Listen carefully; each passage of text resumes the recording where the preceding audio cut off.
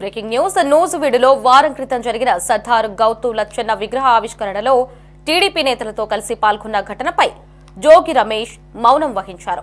ఈ వ్యవహారంపై మీడియా అడిగిన ప్రశ్నలకు సమాధానం చెప్పలేదు.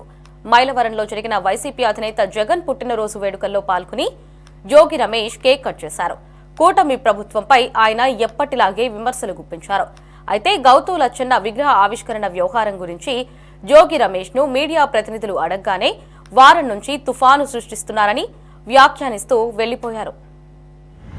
ఇప్పుడు వచ్చిన ప్రజాప్రతినిధులు ఏ విధంగా దోచుకు తింటా ఉన్నారో, ఏది వదలకుండా ప్రజల్ని పట్టి పీడిస్తున్నారో మనం చూసాం. మనం చెప్పట్లా, వాళ్ళ మీడియా వాళ్ళే చెప్తా ఉన్నారు.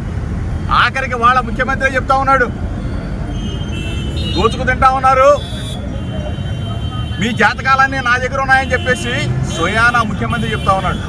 అంటే 6 నెలల్లోనే ప్రజల్ని పీడిస్తున్న ప్రజాప్రతినిధుల లంచాలు, వాళ్ళు చేసే కుట్రలు, వాళ్ళు ఏ విధంగా దోచుకుంటుంది, ఆఖరికి వాళ్ళ పార్టీలో వాళ్ళే చెప్తా ఉన్నారు, వచ్చి 6 నెలలు అవుతా ఉంది, వాళ్ళు తింటాం తప్ప కనీసం కార్యకర్తలు కానీ నాయకులు కానీ పట్టించుకునే పాపాన పోలేదని వాళ్ళ కూటమి నాయకులు చెప్తా ఉన్నారు.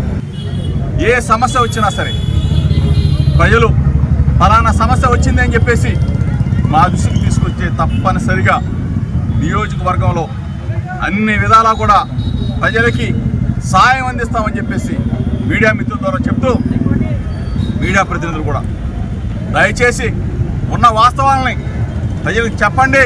ఎన్ని ఇబ్బందులు పెట్టినా, ఎన్ని కుట్రలు పడినా దేనికైనా రెడీగా ఉన్నాం, దేనికైనా సిద్ధంగా ఉన్నామని చెప్పేసి మీ ద్వారా వారం రోజుల నుంచి తుఫాన్ జరుగుతూ ఉంది. 6 నెలల్లో